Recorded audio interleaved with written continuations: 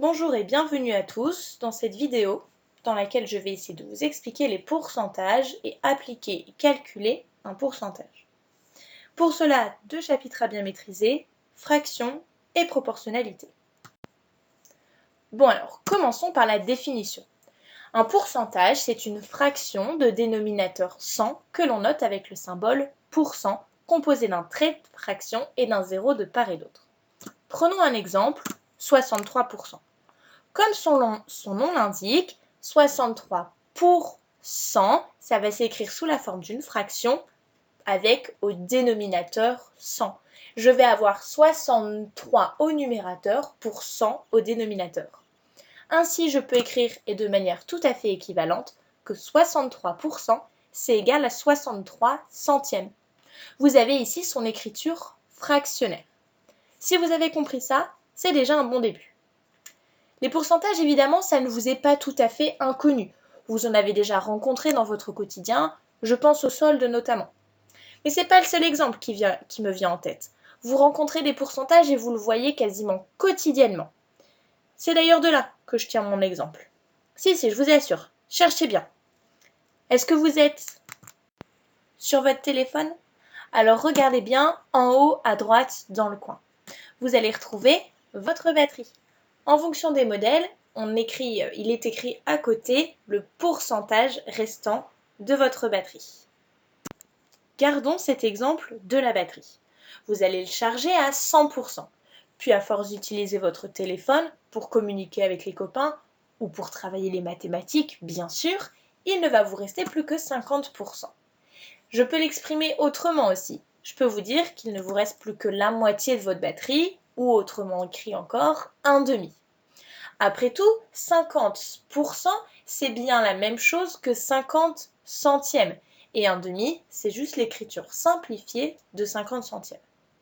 Dans ce cas, me direz-vous, pourquoi utiliser les pourcentages?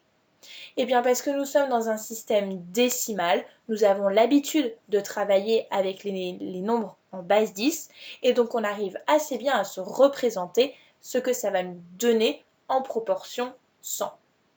Imaginez qu'il ne vous reste plus que 225 450e de votre batterie, un peu moins évident de se représenter. Ou alors, imaginez encore qu'il ne vous reste plus que 31 221e de votre batterie, que vous voulez absolument avoir le chargeur de votre copain, mais qu'il refuse de vous le prêter parce que lui n'a plus que 27 222e de sa batterie. Lequel a le plus, lequel a le moins? Alors, je sais que vous maîtrisez à la perfection la comparaison de fractions, mais vous serez d'accord pour me rejoindre sur le fait que les pourcentages, c'est quand même un peu plus évident de visualiser. Bref, les pourcentages expriment une proportion sur 100. Maintenant qu'on a vu tout ça, commençons. Enfin, commençons pas tout à fait, continuons plutôt. On va essayer de réinvestir ce qu'on a vu jusque-là en exercice. Première étape, appliquer un pourcentage. Et pour ce faire, on va toujours rester sur le principe de la batterie, ça a l'air de bien fonctionner. Imaginons qu'à 100% de charge de mon téléphone, je peux l'utiliser pendant 15 heures. Pour les besoins d'expérience, on va estimer que c'est 15 heures d'utilisation régulière et que j'ai proportionnalité entre mon pourcentage d'utilisation et la durée, ce qui, on le sait dans la vraie vie, n'est pas tout à fait vrai. Vous avez des temps où vous êtes verrouillé, des temps où vous êtes en utilisation plus intensive, par exemple si vous visualisez des vidéos. Ici, imaginons que j'ai vraiment une utilisation régulière et que ma batterie se consomme de manière tout à fait proportionnelle par rapport à son temps d'utilisation. Bien, la question que je me pose, c'est combien de temps est-ce que je vais pouvoir utiliser mon téléphone lorsqu'il ne sera chargé plus qu'à 30%? En fait, ici, j'aimerais essayer de trouver une fraction égale à 30%, autrement dit 30 centièmes, et cette fois-ci au dénominateur, je vais avoir 15, c'est-à-dire la durée maximale d'utilisation de mon téléphone. Je cherche donc quel est le numérateur d'une fraction en 15e pour être égal à 30 centièmes. Une façon de trouver ce nombre, c'est d'utiliser un tableau de proportionnalité. Il me manque en fait ici la 4e proportionnelle. J'ai donc besoin de calculer par exemple un coefficient de proportionnalité que je peux obtenir en divisant, vous vous souvenez, en calculant le quotient du nombre d'arrivées 30 par le nombre de départ 100, autrement dit 30 centièmes, ce qui nous donne aussi 0,3.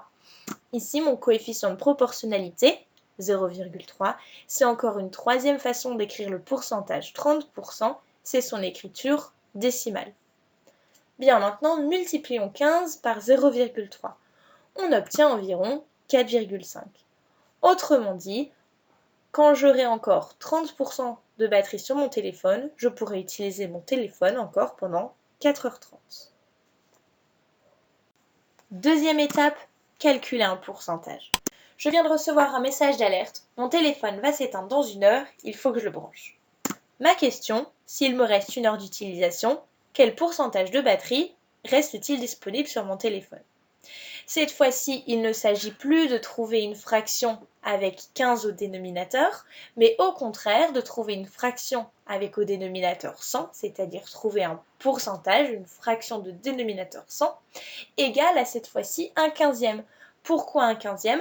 Puisque s'il me reste 1 heure sur les 15 heures initialement disponibles, c'est qu'il ne me reste plus que 1/15e, la proportion 1/15e. Toujours la possibilité de faire un tableau de proportionnalité pour calculer cette 4e proportionnelle. Je cherche donc un coefficient de proportionnalité. Je peux, donc pour passer la ligne du dessous à la ligne du dessus, multiplier par 1/15e ou diviser par 15, cela revient à la même chose. Dans tous les cas, en multipliant 100 par 1/15e ou en divisant 100 par 15, on obtient environ 6,7. Lorsque je n'ai plus que 1 heure d'utilisation, c'est qu'il me reste approximativement 6,7% disponible.